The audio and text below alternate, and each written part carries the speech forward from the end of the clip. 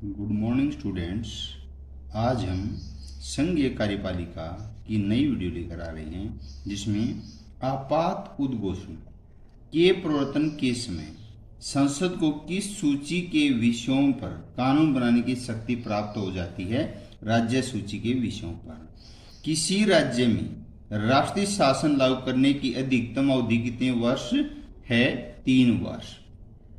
व्यवहार में अब तक किस राज्य में सबसे लंबी अवधि तक राष्ट्रीय शासन लागू रहा? जम्मू कश्मीर में। राष्ट्रपति किसके प्रतिवेदन पर किसी राज्य में राष्ट्रीय शासन की घोषणा कर सकता है? राज्य के राज्यपाल की प्रतिवेदन द्वारा।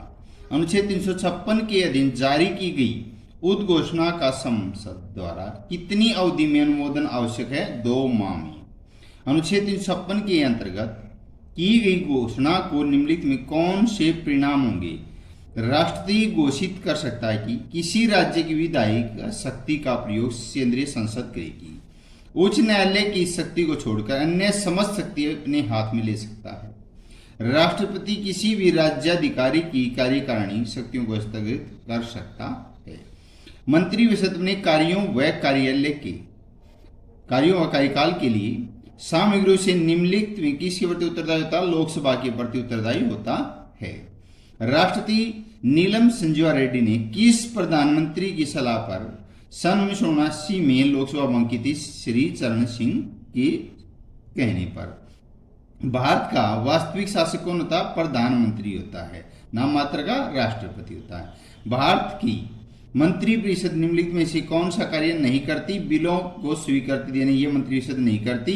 और करती जो मंत्रिपरिषद वो है राष्ट्रीय नीति निश्चित करना, संसद के सदनों में बजट को पेश करना और संसद के सदनों में बिलों को पेश करना, ये है। प्रधानमंत्री निम्नलिखित में से मुख्य सलाहकार होता है राष्ट्रपति का। भारत में प्रधानमंत्री मंत्रिमंडल की मेहराब बिंदु किसने कहा था? डॉक्टर भीमराव अंबेडकर ने कहा था। हमारे राष्ट्रपति की वह स्थिति है जो ब्रिटिश संविधान के अंतर्गत सम्राट यानी राजा की थी। यह कथन है डॉक्टर BR अम्बेडकर का। भारतीय प्रधानमंत्री किसकी अध्यक्षता करता है? मंत्रिमंडल की।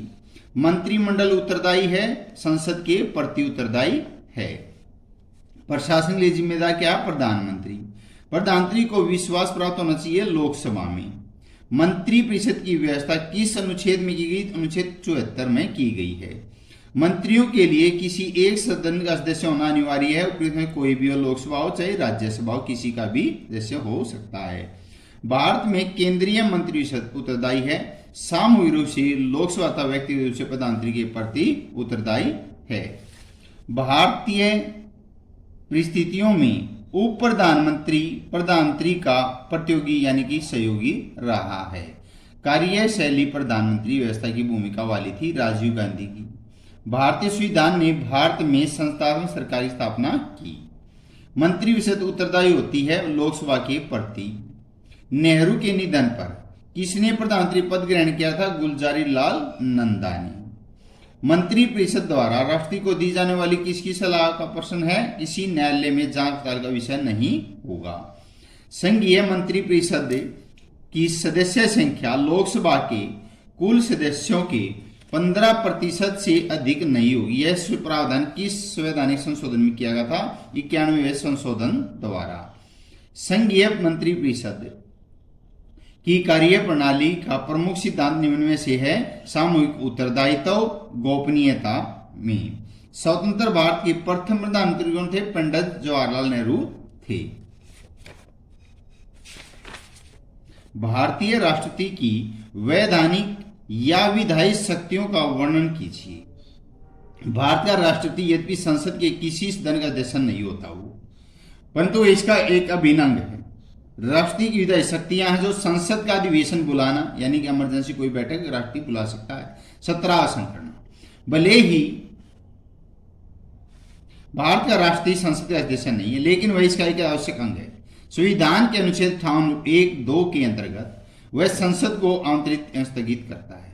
संसद के दोनों सदनों के अधिवेशन बुलाने समाप्त करने का अधिकार राष्ट्रपति के पास है। राष्ट्रपति संसद के अधिवेशनों का सत्रासन कर सकता है। राष्ट्रपति को संसद के वर्ष में कम से कम 2 अधिवेशन बुलाने पड़ते हैं तथा दोनों अधिवेशनों में 6 माह से अधिक का अंतर नहीं होना चाहिए। संसद के अधिवेशनों का उद्घाटन और संबोधन करना।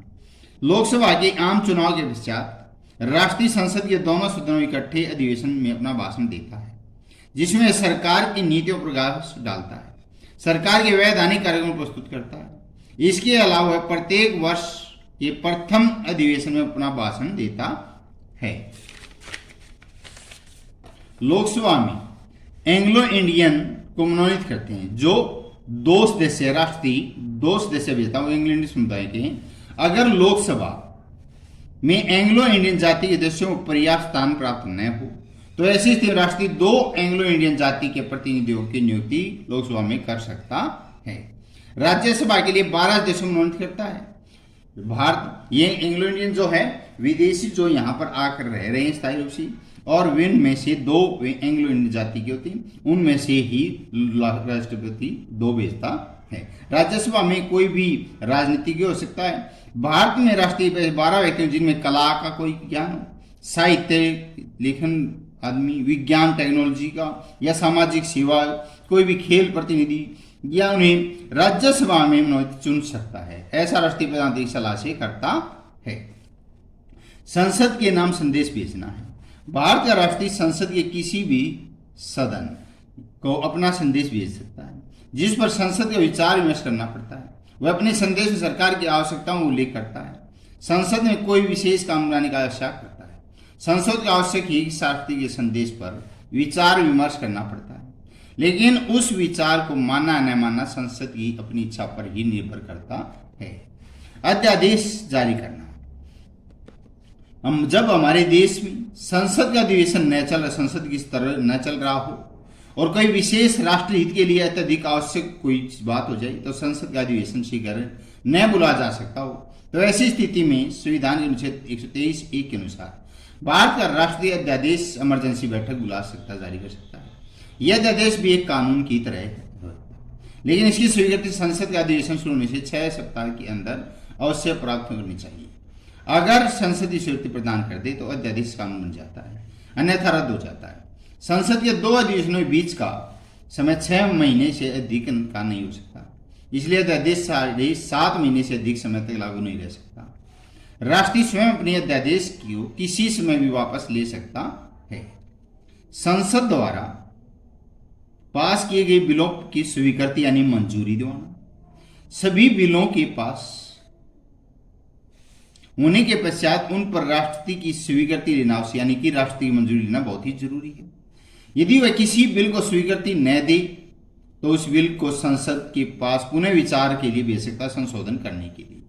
यदि वह विधेयक संसद दोनों सदनों के पास द्वारा पुनः राष्ट्रपति के पास चला जाए तो राष्ट्रपति को स्वीकृति देनी पड़ती है।